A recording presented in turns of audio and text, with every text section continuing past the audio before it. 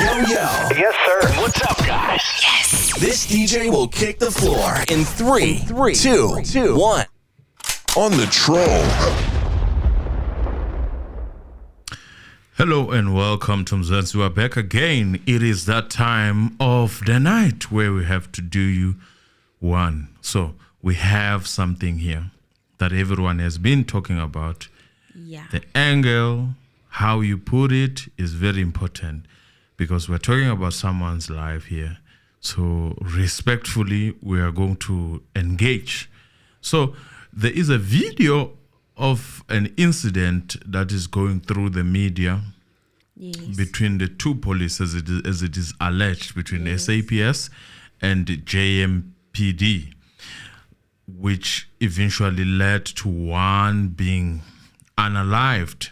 In that incident, then, we are going to discuss, based on the developments that we have had, and from the beginning of the story. If you do not know the story, we are here to narrate it to you. Probably you have, because everyone is just waiting for such stories, I guess.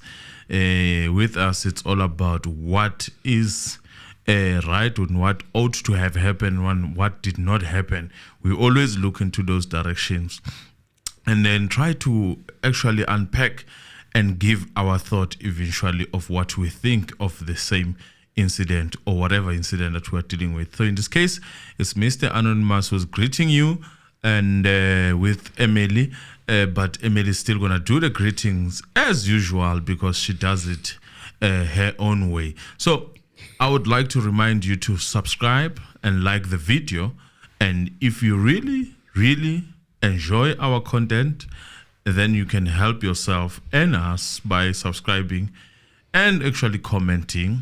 We are open. You can comment as many times as you want, as long as it is a civil conversation of adults. I would like to put it like that. So this video is a little bit sensitive in the sense that it obviously carries a weight of someone who eventually had passed away. It's another side because there's a self-defense theory. So we are just going to discuss. Now, we are not going to talk about how we're going to discuss it, but if you are interested, please follow us to that direction of where we want to go. So this story went viral last week, and you guys already know that we've talked before in the past about how it's kind of uncomfortable for us as Mzansi Reality to cover stories where people have lost their lives. Someone's final moments being caught like that on social media. I mean, I myself personally struggle to cover immediately as the news are coming out about that specific event or incident. It's very difficult for me, and to analyze the situation in that first instance of seeing the video, it creates some form of trauma. You know, it happened with AKA. I couldn't just jump into the story. And even with this one, it's difficult. But I wanted to cover this one because there's another side to it that is a little bit more humanized, and it's not being talked about enough on social media. It seems like everyone has made up their minds that this is what happened and this is what ought to happen. So here are some of the things we may have not known about the incident itself, as well as the victim and his family. So you are probably asking yourselves, what am I talking about? I'm talking about the video that trended last week of an argument between a South African Police Service member and a Johannesburg Metro Police Department officer that ended in tragedy when one ended the other one's life and they dropped dead.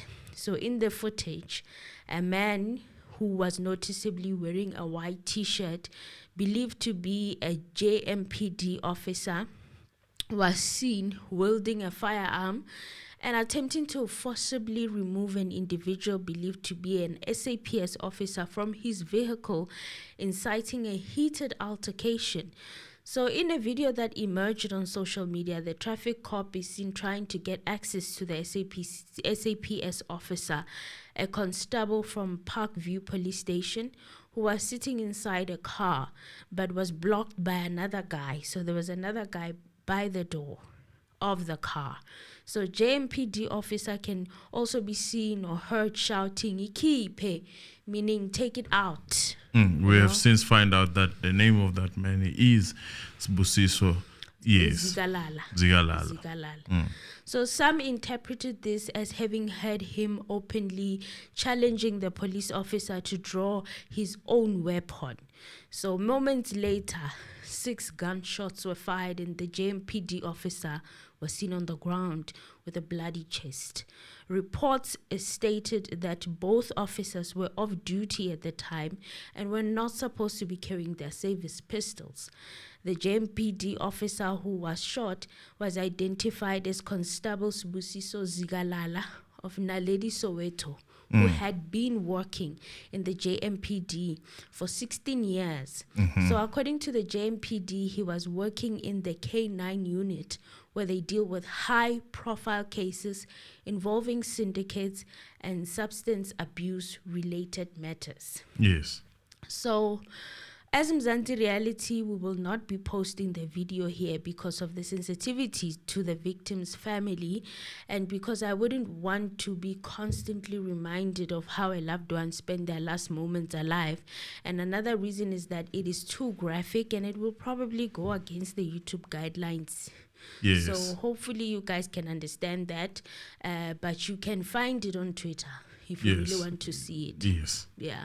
So another reason why is because of the family, of course, of the JMPD officer, Sibusiso Vilakazai. They have also pleaded with the public to stop sharing the video of him getting shot. Speaking at his funeral, which happened the past Saturday, the family pleaded with the public to refrain from resharing or posting videos, saying that they are traumatizing the family, particularly his children. So one family member was quoted saying that there's nothing they can do at this stage because the video has already gone viral. But they said that they are waiting for the investigation to be concluded. They said that everybody is making up their own assumptions about what happened on that day. Nobody knows what happened, said the family. And also colleagues of Sibusiso Zikalala at his memorial service also said that they were traumatized by the video as well. Colleagues of the Metro Police Department officer said that the viral video showing him being shot dead has traumatized them. JMPD officer Nolthando Mtimbane spoke at Zikalala's funeral in Dobsonville, Soweto on Sunday with shaky hands. Mtimbane shared fond memories of Zikalala.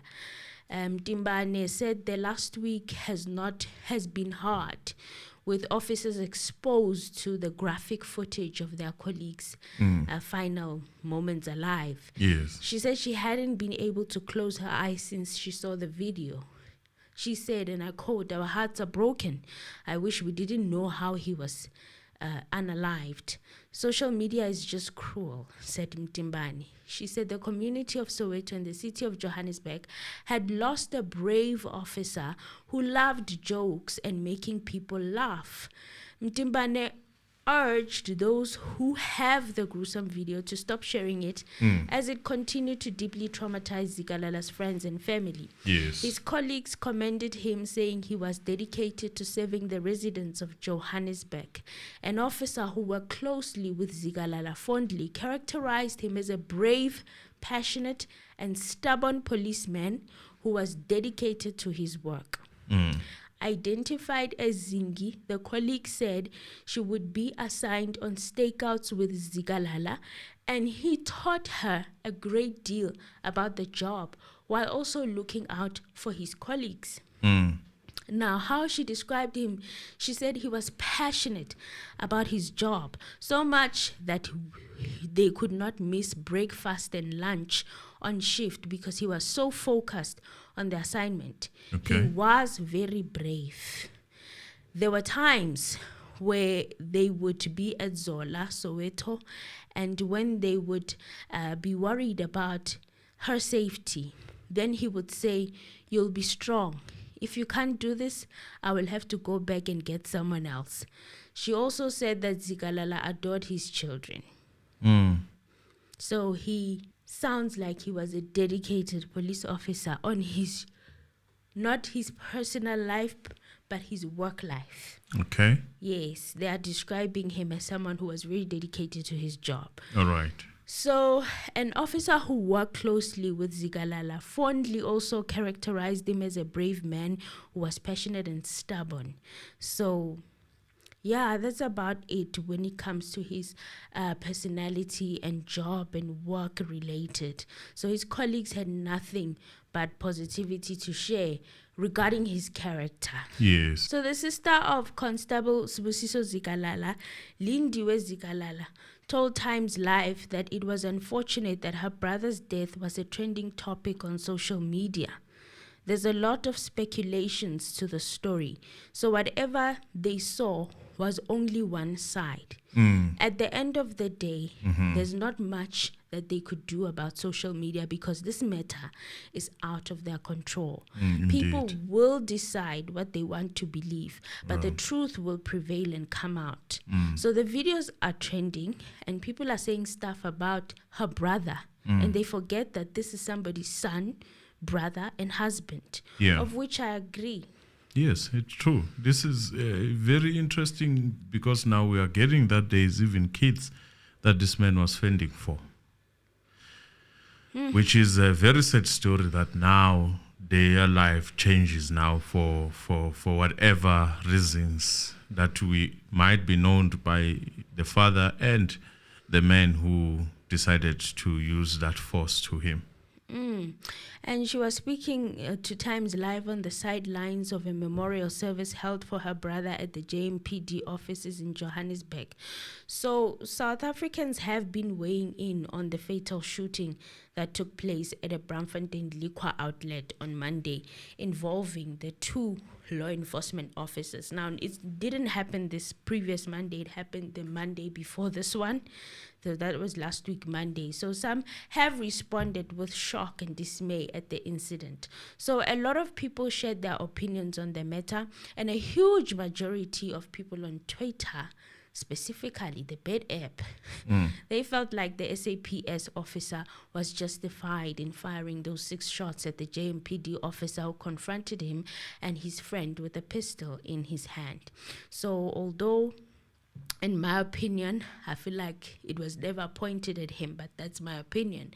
And a lot of social media people thought that this was a case of road rage. I remember when it came out at the time, people were thinking that it was a case of road rage because they were arguing in front of cars, right? And the JMPD officer was a bully, and the SAPS guy had no choice but to defend themselves.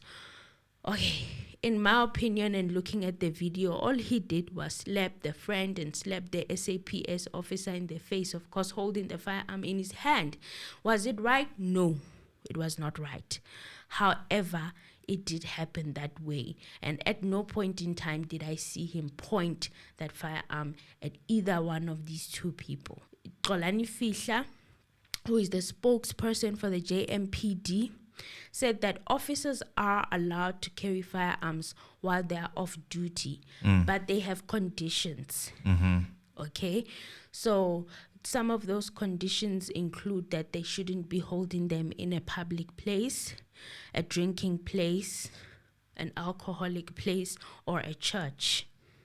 However, it's not illegal for them when they're off duty to have their firearms with them. It's just the specific places they're not supposed to go with those firearms to those specific places. Within the city of Johannesburg, and especially JMPD, officers are allowed to carry their firearms, their service pistols, whilst they're off duty. But conditions is they have to be within the jurisdiction of the city of Johannesburg. But there are also other certain conditions which are general to any firearm person who owns a firearm, and how to carry and use this firearm. What's important is that you shouldn't be in possession or using a firearm whilst you're under the influence of alcohol. But you also know that there are certain places that you shouldn't be carrying a firearm. There's gun-free zones, like a church, like a school, and obviously places of entertainment as well. IPID is investigating currently, and no one has been arrested yet. Rabu said that they are interviewing all witnesses who were there on that scene. So, in my opinion, from watching the video, Mr. Anonymous, I remember you were not around. So I couldn't really talk. But I could notice that there was something there. There was something more to that confrontation than just two cops who came across each other at a road rage, you know? I could see that something is not right here. But then the argument looked more deeper than road rage, because that is what the majority of people were thinking at that time, until Zimoja shared more details about the incident. So Zimoja had some more information as to what could have happened. And it seems like this whole argument was because of a woman or a love triangle. Now, this is the part where I say allegedly, because we were not there. So all of this section is where I emphasize on the allegedly part. So a source close to the situation told Zimoja that the JMPD officer got pissed off when he discovered that his new girlfriend was at a nightclub with her ex and baby daddy. The source said the two have a 3-month-old baby, but had broken up. So the SAPS guy had a 3-month-old baby with the new girlfriend of the JMPD guy, but they had broken up. Okay. So the woman was now dating the traffic cop, the JMPD guy, and they were spending a lot of time together. So they said, this source said, we don't know who told him that his girlfriend was spotted with her ex, the SAPS police officer. When we got there, the girlfriend was in her baby daddy's car and refused to get out. The two men started arguing, and suddenly a gun was pulled out, said the source. So the source added that the shooting could have been avoided, but his friend, the JMPD officer, kept on provoking the other guy. Now, in the source's words, and I quote, "I know for a fact that my friend was not going to shoot. He just took out his gun because when he tried to drive away, they blocked him, and this was because he beat the SAPS officer and his one friend. He's not a violent person. It's sad that he passed on for something so petty. We even asked the woman where the baby was when she was out gallivanting at night." Close quote. All right. Well, we're just going to take it this point. Then I've got a friend who's going to remain anonymous here. But this friend she says, he is a cousin to my friend. Okay. Who live next door my house. He used to visit them. This is on WhatsApp, so we were talking on WhatsApp. Okay. He is the middle child and the sweetest from the three. Do you understand? So this is in line with what was said by the colleagues, and I think everything that we have read. So he is people's person and a loving father to his kids, and he loves his mother. He's family orientated. This is a family man. So this is where I ask: is he rough though? Then this friend says, nope, never seen that side ever. He is a gentle guy. So, and then I ask, so what could have pushed him to such a nasty fight? And then she says, honestly, I wish they had shown us how it all started, how it got to that point of no return. I wish this guy who decided to aim at this man he could have decency to tell the truth and not sugarcoat and make himself look like a good guy, or how he says Sbu asked for it. There is that thing of saying recording. and the recording that says he asked for it. I don't know at what point do we play that voice note that is alleged to be this guy, the shooter's voice.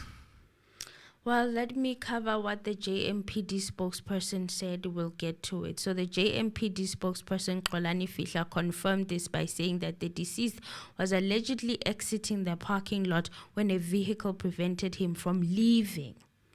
So this is the JMPD spokesperson also saying the same thing that source who spoke to Zimoja was saying. An argument ensued between the driver and the officer, and the shots were fired. So the JMPD officer was declared dead on the scene, and Fihla said that there were other occupants in the vehicle of the SAPS officer. And according to reports, the suspect has not yet been arrested. Yes. So IPIT Robi Rabu confirmed the shooting. The incident is said to have happened in the early hours of Monday morning in Braamfontein in front of what is said to be a drinking spot. And there have not been any arrests yet, but IPIT is investigating the circumstances surrounding the shooting and also the unaliving. Unfortunately, the names of the people involved cannot be made public at this stage, Rabu said. So it's amazing how the spokesperson for the JMPD as well as the source from Zimoja have 2 points That are common. Yes. So the SAPS officer tried to justify him ending that man's life in an alleged recording, and now would be the time where we play it, where he's trying to justify the 6 shots. Let's listen to it. We cannot argue ukuthi wayengakhiyanga umnyango yabo iyiphi ethi mangikhiya umnyango ake ngidubuleke that we cannot argue asiyibekele ngaphandle yomnyango yabo and mawuthi uJMPD bekangana intention yokudubula. No, bekangana intention yokungidubula ngisemotweni. He wanted me outside. He wanted to shoot me outside the motor vehicle, and I tried avoiding, but he kept on saying come out, come out. I could see good if I drive away he will shoot. He just wants me out. The only option which I had was to shoot and make sure I paralyze him, because if I were to shoot isandla bekazobuyisela lo muntu. I needed to paralyze him. Unfortunately, I'm using a lethal weapon. He passed on, but he asked for it. JMPD asked for it. There you go. From the friend, and the voice is also saying that this man who was unalived asked for it. So I just want to take you back to the video, to the voice itself, and I want us to go step by step. Okay. This man is saying that he did not want to shoot me while I was in a car. Now, point number 1, while I was in a car, that means if you stayed in a car, you were safe. Do you understand? So, why then, if you're sitting in that car, do you then feel the need to start now reacting? Because 1, the video shows that from the door where the friend was standing, whoever friend that was, and was maybe clapped, and the man was trying to pull you, the hand was still in the same position, even when he went across the car where eventually the incident took place. He was still, the gun was still in the same position. Yes. So why did you feel the need to paralyze him? Why did you feel the need to paralyze him? Because and we are saying that you couldn't have decided or aimed for a hand because that guy was going to retaliate. And that's your thinking. I understand all that. So you are saying to me, I was safe inside the car by saying that he couldn't have done anything while you were inside the car. He wanted you to come outside. Then you would have started to react. And then you are saying, in the same sentence, you are saying, if I drove away, which, by the way, you are still in the car. If I drove away, he was going to shoot me. So you have two thoughts. The first one is that you were not going to be shot in the car. Eventually, you contradict that one by saying that should the car be in a motion of moving, then while you are inside the car, this guy was going to shoot you. Well, we understand. You are paralyzing him now. Let's go to the paralyzing part. You aim for a live box. Live box is an upper part of the body, up to, I think, head.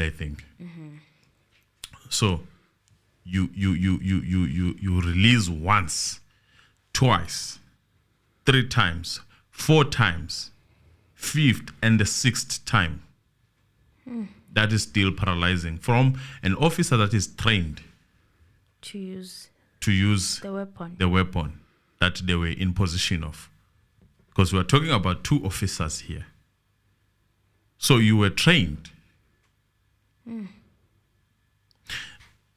Now, I would like to think that by you releasing this video, this voice note, it is not helping the situation. You are saying that you could have avoided this thing. And if you look at I would say the points for you to start feeling the need to defend yourself. First, you must assess the situation. You understand? That means you did that and you realize that I'm in a car, I'm never going to be attacked in the car, or I'm never going to be aimed at by this weapon in a car. And indeed, the hand was down, which is aligning to what you are saying. The hand was not moving towards you or pointing towards you until the end, until you decided now it's the right time for me to take mine and point at him. The hand was still down, according to the video. And in any self-defense scenario, it is essential to assess the situation and determine if your life or the lives of the others are genuinely or immediately in danger. Self-defense law generally require that reasonable belief that there is an imminent threat of harm to justify the use of force. That's the first one. So that means you did that and you realize that from where I'm sitting, I'm never going to be in danger. And indeed, you were never in danger until the end, according to the video. There was no point, at some point, this man seemingly changed the position of that weapon, pointing it to you. No point. And then there is an option of you retreating now. There is a possibility of you retreating. In this case, this is you closing the door, driving your car away, right? That is you retreating. And if indeed what is said by the Zimoja was the case, that is you saying, get out of my car, go to this person, if indeed it was exactly what Zimoja said. So in some jurisdiction, you may be legally required to retreat. And this is South Africa. You are definitely, that's the first point of defense. You retreat, you go away from that danger if you have that chance. You avoid the confrontation. Wow. If it's safe to do so, rather than resorting to force immediately, which is what you resorted to. This principle is known as the duty to retreat. So for those who are still going to acquire such weapons and say, hey, I want 1, 2, 3, they should always notice that and know that that is the case that you are required to do as a person. You don't resort to this as the first resort. However, in a jurisdiction, there may be a stand your ground law, which obviously also it would allow you. I think that would be your point of defense. So you are standing your ground. That allows you to defend yourself without obligation to retreat. So this is probably the build-up for your case if you were to be faced by such cases. Now, proportional force, this is where it gets interesting. Proportional force, and why I counted the number of those bullets. Yeah.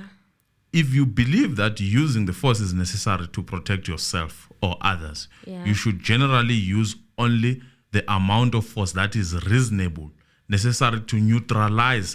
That's the word that is being used in this case. Or in paralyze, yours is paralyze. In this case, they say to neutralize the threat. The concept of proportional is suggesting that you should aim to match the level of force being used against you rather than using excessive force. Now, that's where it gets interesting, because this man used hands to fight you. Mm-hmm. You escalated it by using ammunition. Well, some are arguing that the other one was carrying a firearm. So they are using the street code of saying you are always told that you don't take out your weapon unless if you plan to use it. But that's a street code. That's a street rule. Do they apply when it comes to the law? Now we're talking about the code of law. Does it apply the law-wise? So in this case, you see the level of force that was used. A hand versus a weapon. It escalated. And there, one would be justified in believing that it was excessive by the counts of the ammunition that was used. So it was indeed, in my own opinion, excessive. And you escalated.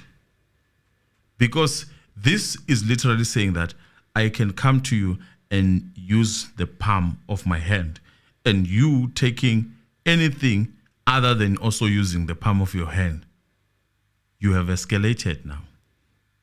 You are not matching but some the proportion. Are going to come for you and argue that no, the firearm was already out, so he was planning to use it because it was out. But that's what the video is not saying, that it's based on assumption. Now we are basing your arguments on assumption. As this man is saying that I was in a car, he wanted me outside. And that's he when knew that when I go outside, he was going to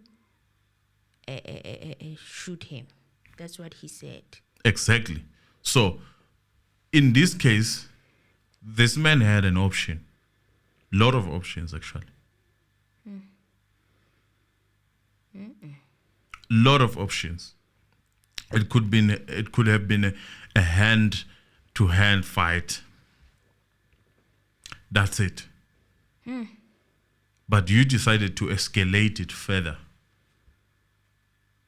By assuming because he was holding the firearm. So they further say that a reasonable belief of self-defense claim often relies on the concept of reasonable belief. So this video, in a sense, is selling you short. This voice note is selling you short because you are saying yourself that the option of me sitting in a car was better in preventing this whole incident. This means that your action will be evaluated based on what reasonable person in a similar situation would have believed. Do you understand? And in this case, you have just voluntarily gave information of saying that he wanted me outside. That means you believe that in a position where you were, there was never going to be an action.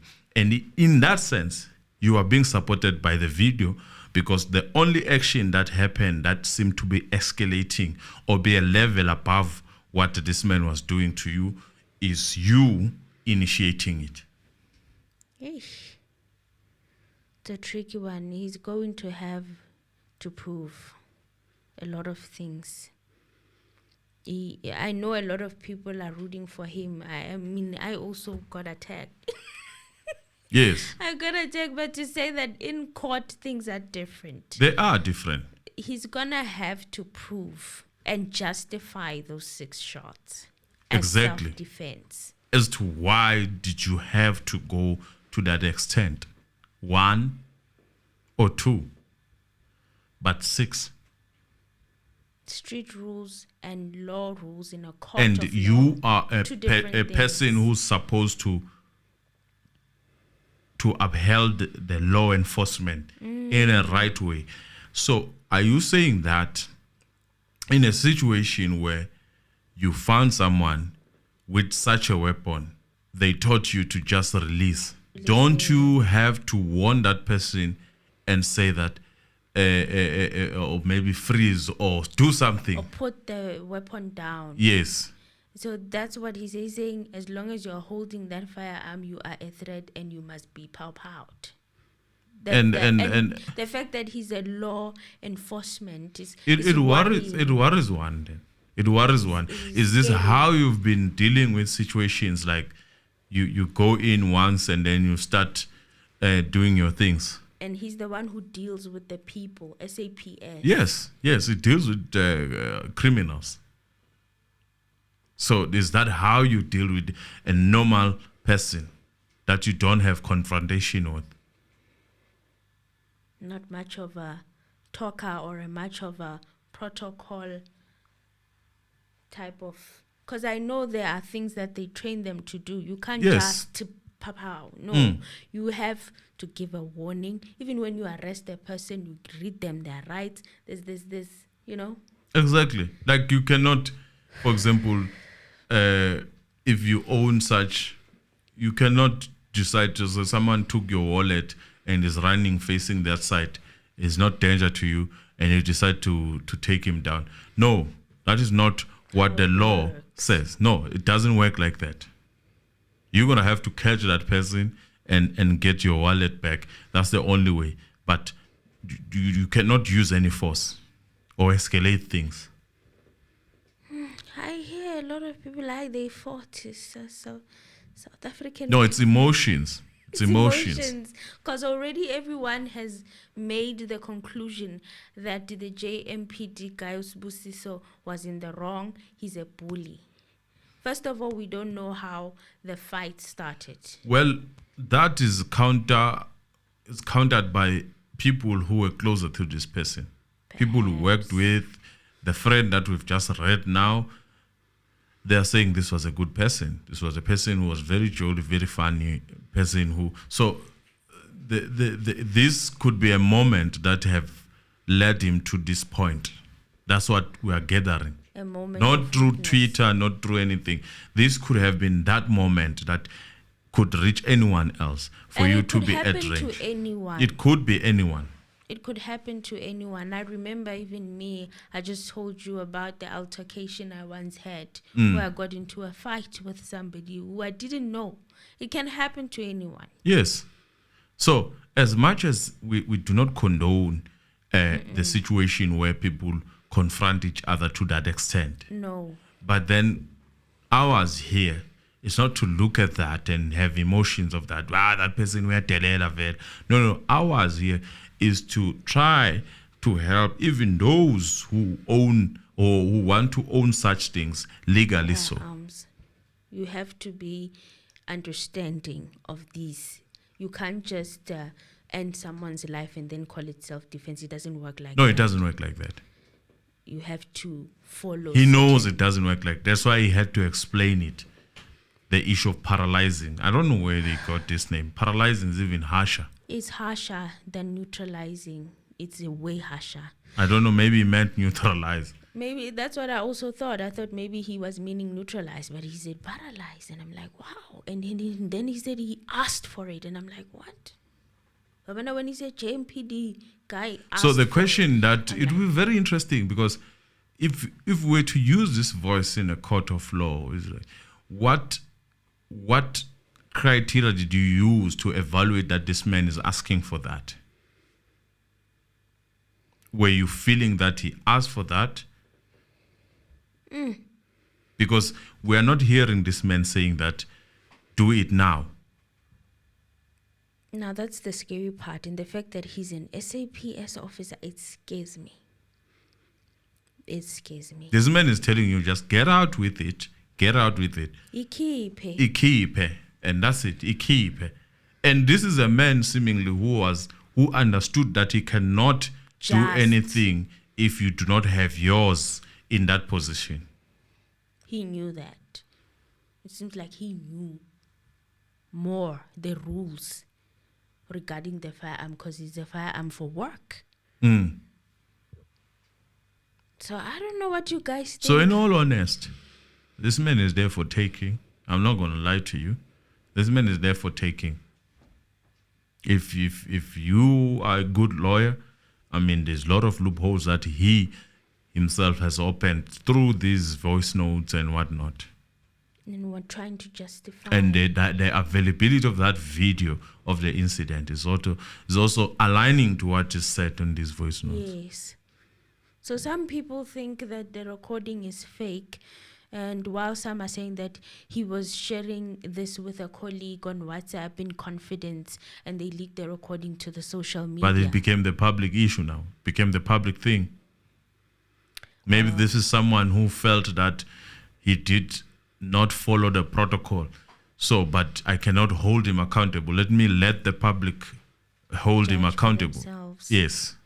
Well, as for us as the court of public opinion, we will never know until the time comes, won't we? It will be very interesting. It should be a public interest case if it was to be made available to everyone else so that we learn from this, because we go by these things. We are told a bit, but not everything. Especially you learn the day when things you are faced. Yes, you learn when you are faced with the situation where you use it in an uncalled for way, and then you find yourself having to defend yourself, even having to go to jail. Some people have saved life with the legal firearms. And some people are saying that there's no better way of defending yourself or neutralizing someone carrying a firearm. There is no time for such things. What would you say for people who have we have disclosed that this man, remember that you assessing the situation as he did, he reached that conclusion of saying that if I'm in a car, I'm safe. But in a very safe position, he decided to escalate things. That is very worrying. In a position of safety. In the very same position that is claiming that here it was not possible for him to do it. He decided to do it.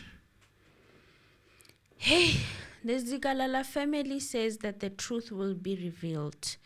And they say his side of the story has not been taken into consideration, adding that they are pained by social media posts. I can only imagine what the family is going through. They are going through a lot. The Twitter app, delete that thing. They are going through a lot, and as people, we shouldn't be sharing such things. But well, this is how it is, and I'll tell you why. When I heard the language that guy is using, and I knew for sure there's gonna be more people who are against that guy. Because he spoke in Zulu. There are people who feel that it's justified when it happens to someone who speaks Zulu. Yeah, because Zulu is very. Wherever I go, I get that. Wow, and it's a stigma that won't go away. So you check, many people will be saying, yeah, it deserves it. Many people will be saying that. They are, and it troubled me. I remember being so troubled the whole week last week. I'm like, why are people so cruel? Why are people like, already they've concluded that man deserved. People have concluded that on social media. That's how scary it is. I even had to log out myself and stop engaging because I was like, yo. Well, it is what it is, man. But in terms of what loopholes are there. Obvious loopholes are there. The excessive force, you saying that you were safer in a car, which is aligning to the video from what I'm seeing.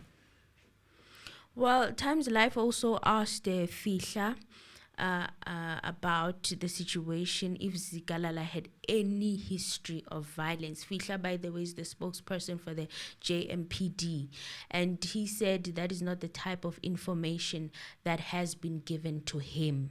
Exactly. So it's a long road for the SAPS guy. It's going to be a long road. If everything could be followed up to the T, then maybe there could be justice. He still has to prove his case. Mm. So, guys, tell us what you think in the comment section down below, what you think overall about this whole situation, if you caught up with it on social media. And if you didn't, from what you've heard from us so far, what is your opinion about the situation? And put your feelings a little bit aside. Put the feelings aside. I always say that. Look at the situation. Should this man be your brother? Would you think the same way you're thinking now? That it was justified for 6 shots to be shot at him. They were without warranted. Him seeing them Yes. coming. And provided that he didn't. He didn't. He just. It was in a snooze position, in a sense, I would say, until you decide to point it somewhere. Until you take out yours as well, so that the level, but some people are like, not having it. So we'll see what you guys think in the comment section down below. I'm curious to see what you feel and what you are willing to say about this scenario, because inzima le ndaba, guys. All right, it's a bye from us. Please subscribe and like the video. See you in the comment section. Yeah, we'll talk on the comment section.